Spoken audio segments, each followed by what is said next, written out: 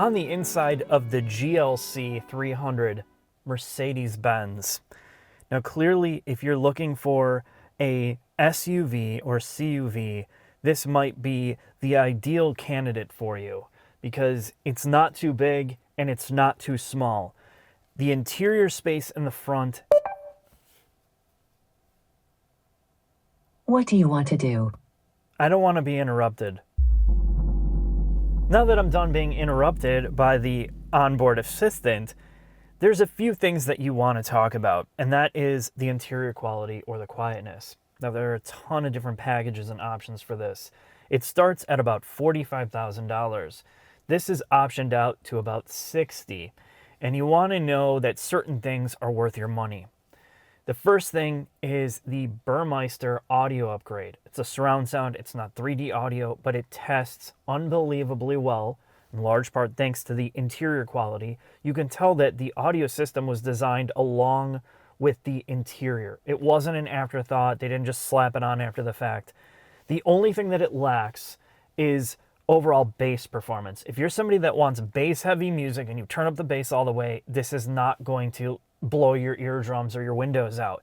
But it is so neutral, the harmonic distortion so low, that that's one of the major upgrades that you can buy in here that is really worth the money. There's also a ton of like little aesthetic things. If you want the red seats or different color interior, if you want the AMG package, which gives you the floor mats, the side sills, and certain other like aesthetic things, you know, those don't add a whole lot but appearance.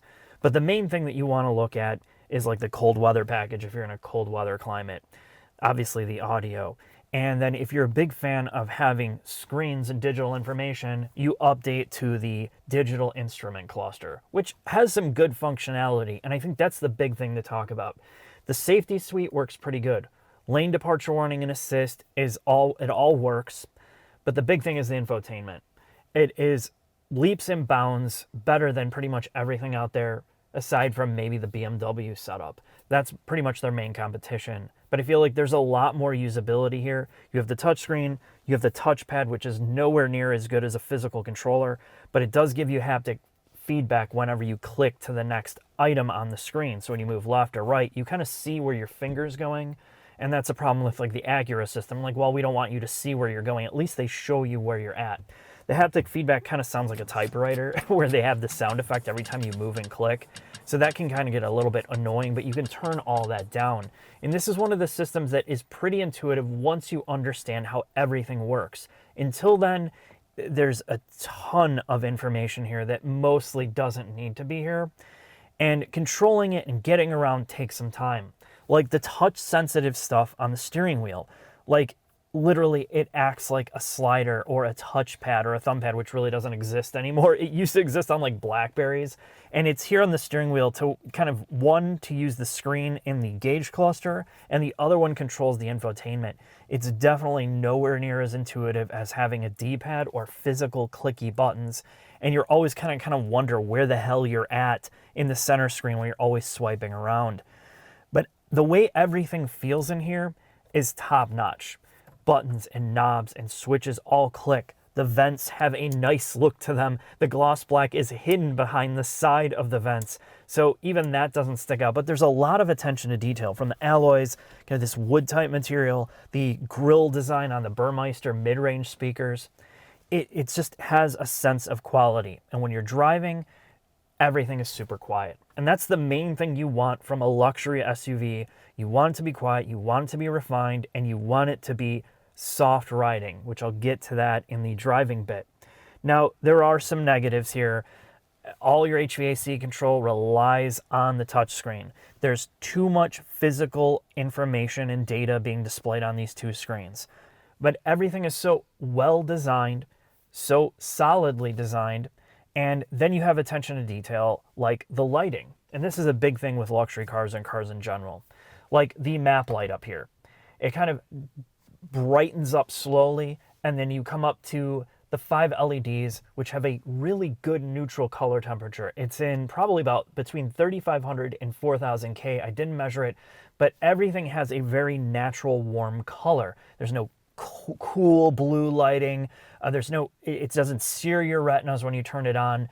but it's just really nice. That's the subtle thing. If you want to update or pay more for the color LED package on the interior, you can change the color of the interior lights on the doors and on the dash, which means you can kind of red or blue, or it has a multi-function where it can kind of change colors for you as the car's moving. And it has this nice ambience to it, but again, is it worth paying extra? That's kind of up to you. Little things like when you turn up the heat to hot, the LED lights go red when you turn the heat up. When you turn it down, the LEDs go blue.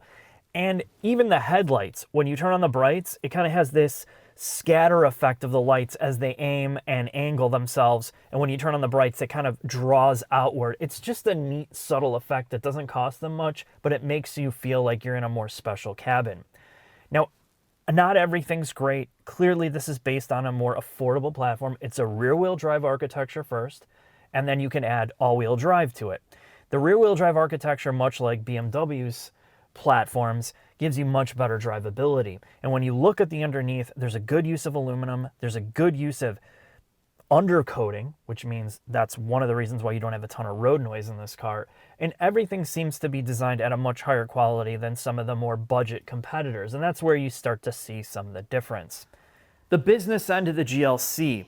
Now, I've looked at a lot of 3-row crossovers. So when you have 3 rows of seats, it destroys your cargo capacity in the back. When you open this from the remote, you realize how quick this tailgate is compared to some models, and that's because it's supplemented with this. It basically releases, then goes full open, but you can also close it from the remote, which I really like. But when you look at this as a whole, you get your typical cargo tray, but you also have an electronic release for these back seats. So when you release it here, I mean, they flip down and you can tell there's some serious weight to these. So if you have a small animal in the back seat and you throw this down, you're going to turn them into pulp. That's about the only thing that I would have to say. Everything's carpeted back here, which is a blessing and a curse because it dampens a ton of sound. You also have a shitload of space in here because there's no spare tire, there's no spare in here, so you can store a lot of things under this cargo carrier. And again, because of the carpeted space, it doesn't sound like an echo chamber. Now that may be bad, of course, if you have pets or if you're loading a lot of stuff up back here, because clearly you're going to tear up the carpet. But that's really it for the back.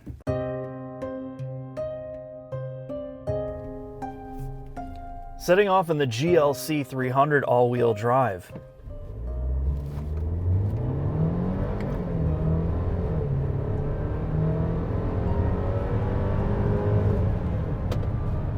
The 2-liter that is turbocharged, like most modern vehicles, has a ton of torque. It's mostly at the bottom end, but the combination of how great the transmission is at upshifting and downshifting smoothly and also giving you great manual control allows you the ability to kind of whip this thing around a lot more than you would expect. It's completely adequate for the size, the weight, and the way that this thing is set up. Yes, the engine sounds like a vacuum cleaner, like most 4-cylinder turbocharged cars, but Mercedes is not adding any fake induction sound or digital noise to the speakers, so I really like that. Now, I will be completely fair to this. I leave this in comfort mode almost exclusively because this is a cruiser. Yes, it has some decent driving dynamics. You know, it's got the AMG-ish package on it and a few other things that tart it up. But with the driving modes, they work pretty well. You can go all the way to Sport Plus, to Comfort, to Sport. You have an individual mode, so if you want to tailor it that way, but most of the time you're just going to leave it in one setting and just be completely happy with that. The other thing, this is a very isolated driving car, well, SUV car, and you're not going to be completely offended by road noise. You're not going to hear what's going on outside of it, and that's why you buy a Mercedes. Clearly, you want that refinement, and this does not disappoint.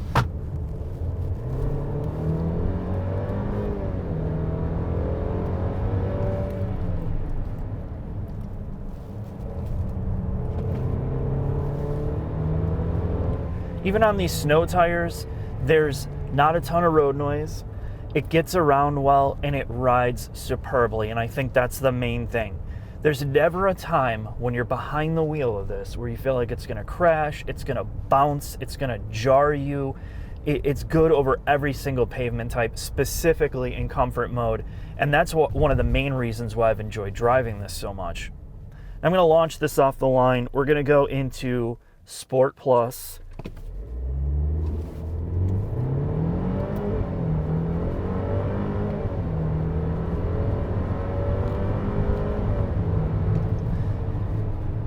Yeah, it feels really good. Feels really good. It wants to rev all the way out. Yes, there's a ton of torque down below like most eco-turbo cars, but this definitely has the old school feeling of like an inline six, a naturally aspirated inline six, or a V6. It just doesn't sound like it. So I think you're gonna be really impressed with its drivability, given how soft and quiet it is. I mean, it kind of surprised me, caught me off guard.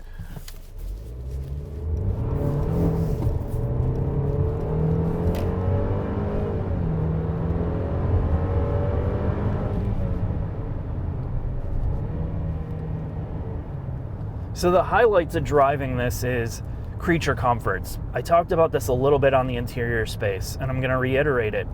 There's some things that are gimmicky, there's no doubt. There's some shiny bits, some plastic, and just things that don't feel the greatest, but they make up for it in a lot of areas in terms of creative use of LED lighting, the stitching, the way that the steering wheel feels, the wood textures, the different colors of leather, the way that they've done the alloys. Everything is so good in here that it feels like a true luxury car at this price point. Now granted, this is tarted up to $60,000, so when you get to the base you're not going to have a lot of this, but everything works, including the electronics.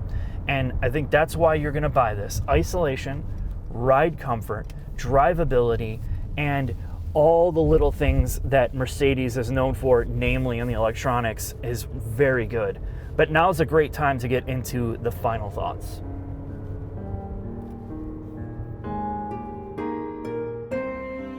Final thoughts on the GLC300. In the SUV and CUV world, there are unlimited choices. The Mercedes is trying to create one of those entry-level luxury versions of it. And let's get into the good. This feels like a car that has been raised up on stilts. It gives you better visibility of the road, and it gives you a pretty soft riding experience and a little bit more cargo capacity. But other than that, it feels like a car to me. And I think there's some things that Mercedes does really well. And the interior space has enough diversity of materials, stylistic approaches with the wood, the alloys. There's a good mix of all of it. Well, pretty much everything works well, including the technology. Now, you can price this out from anywhere from 45 grand to 60 plus, depending on what you put on there, but I can tell you about 50 grand is where you should be. You want the Burmeister audio, if you're in a bad climate or a colder climate, you want the heated seats, and optionally, the LED interior lighting makes a big impact on this space at night if you drive it a lot. Now, the outside proportions, honestly, it looks like everything else. That's gonna be on you. And in terms of drivability, the highlights are it is super quiet, it's very smooth and comfortable over every pavement type, and you never notice severe impacts. And I think it does a better job than the competitive BMW. It's less stiff than that, and it's about on par with Audi. And then you get to the drivetrain, and this is where it's kind of a sticking point. Because you can tell Mercedes, Audi, and BMW, all they do is just benchmark each other in terms of four cylinders. All the four cylinders feel and sound the same. Whether you spend $25,000 on a Hyundai or a Mazda, all the way up to $60,000 in this, it just feels like a four-cylinder. And the transmission logic and programming is good, so you won't have a problem there. But again, it just feels like everything else. So what you have to buy this for is kind of the interior capacity, style, and branding. If you're a Mercedes person, you're gonna like this. So take a look at it from that approach. And that's it for this video. Thanks for watching.